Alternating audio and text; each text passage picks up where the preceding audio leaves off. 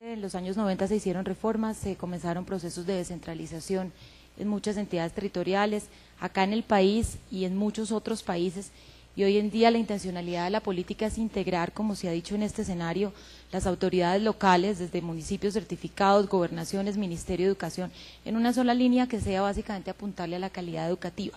Segundo, ya no es un Estado solamente regulador, el Estado es evaluativo y genera incentivos, y esto básicamente es lo que promueve todo el modelo. Hay mayores recursos, pero hay sentido de corresponsabilidad, la financiación de la educación la debemos poner todos. Hay un cambio en un sentido amplio de pertenencia, ya no es solo los resultados del estudiante, es cómo impacta su familia, movilidad social, desarrollo económico y competitividad, que es un poco desde el sector que yo represento, el fin último y la razón por la cual los empresarios acompañan todo este proceso de fortalecimiento de recurso humano.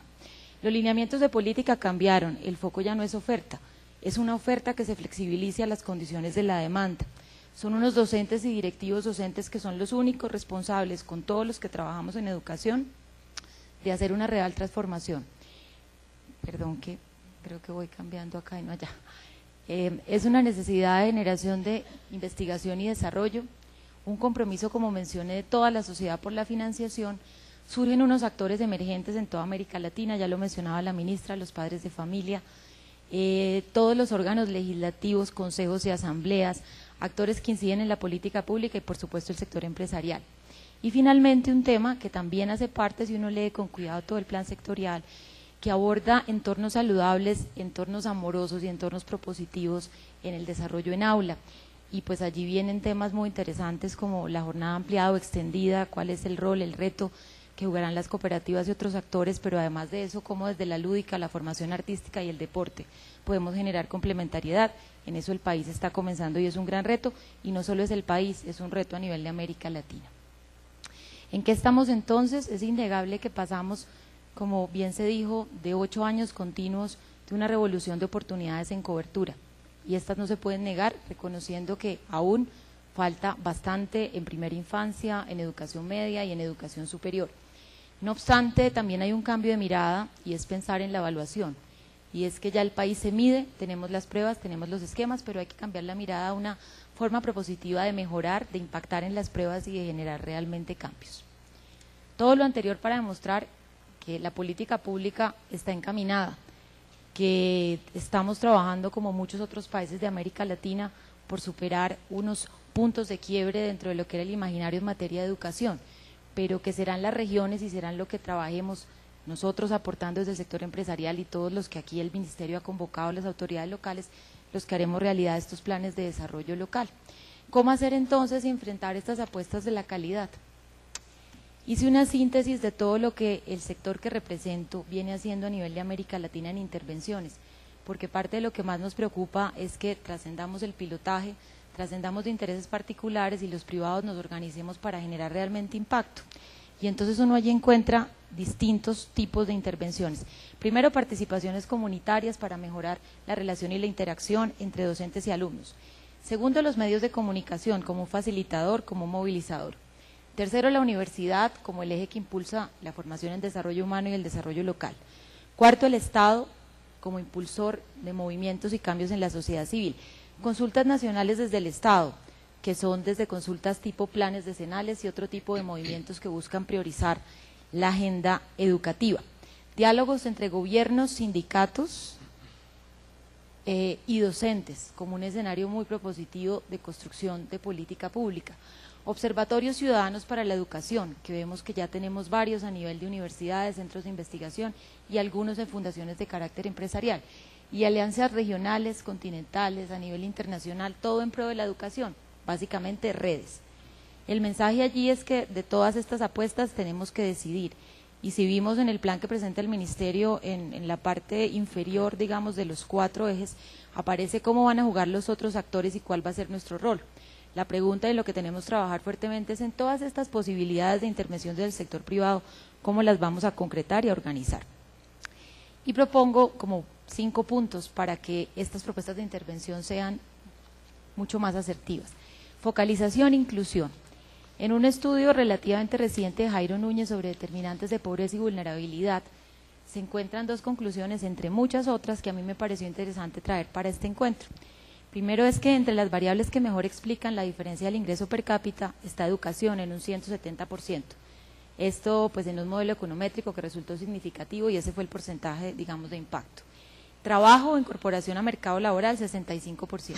Fecundidad y pues todas las variables asociadas también a entorno familiar, 15%.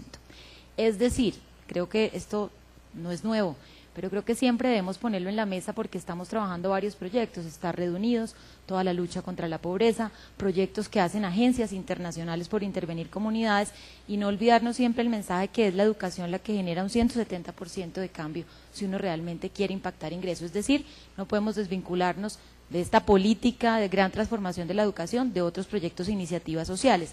Y la segunda es que la probabilidad de ser más pobre disminuye un 27% con la posesión de activos financieros, ahora con todos los esquemas de democratización del crédito, 16% si la persona ingresa efectivamente laboral y un 6% por cada año de educación.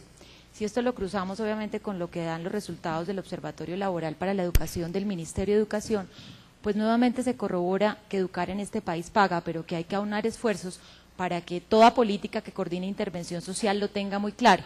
Y no es educación un gasto adicional o un gasto asociado, sino es el eje integral de una intervención social. Vemos estas cifras de un estudio de Hugo Ñopo del BID, donde miraba qué pasaba con la cobertura bruta 2008 en municipios que tenían mayor o menor NBI y que tenían mayor o menor incidencia con violencia.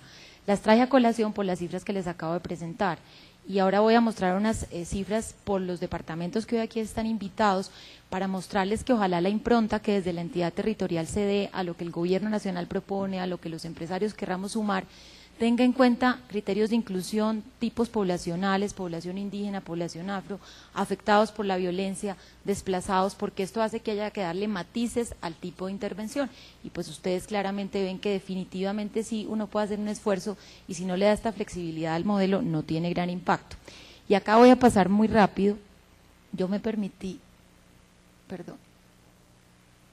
hacer una síntesis de algunas variables por departamento, serían muchas más, pero traje a colación composición poblacional entre indígenas, rom, raizal, palanquero, afrocolombiano. Traje un dato muy interesante que cada vez realza importancia y es la población con discapacidad. Y puse los rangos de edad como en una serie de tiempo, pues para dejar ver cómo persisten, digamos, allí estas necesidades por tipo poblacional y añadí información asociada al NBI, al coeficiente de Gini, a población desplazada reportada por el CODES, y me faltó información de desempleo que la quería tener por rango de edad. Ve uno tendencias muy distintas y ve uno datos que pueden ser muy claves al momento ya de un diseño en una secretaría o en un municipio certificado. Definitivamente el porcentaje de población desplazada es innegable, pues Bogotá esboza unos mejores indicadores de distribución del ingreso que otras regiones. Al momento de hablar de población desplazada acoge un porcentaje bastante alto. Si uno pasa con la misma contextualización a Cundinamarca, pues uno ve que si bien hay un cambio en el tema de desplazamiento, también obviamente hay un cambio en temas de condiciones socioeconómicas y allí lo que mencionaba la ministra de apoyo con alimentación, con transporte, como con todo lo que hay que acompañar al muchacho para que se mantenga en el colegio resalta importancia dependiendo de esta caracterización socioeconómica. Población con discapacidad, vamos a ver cómo en algunos departamentos pues es mucho mayor, si no recuerdo mal la tenemos en Tolima y Huila, por ejemplo. Tolima, pues mi departamento de origen, también tiene un fuerte problema de desplazamiento, es una región además con una de las más altas tasas de desempleo. Lo pongo sobre la mesa para mirar la integralidad con el que hay que pensar las estrategias de intervención en cobertura y el aporte que ustedes que conocen mucho más su región pueden hacer. Y acá están los datos del Huila y termino con Boyacá. Lo mismo si mirábamos Tolima, pues de todas las entidades que hoy aquí están acoge el mayor porcentaje de población indígena.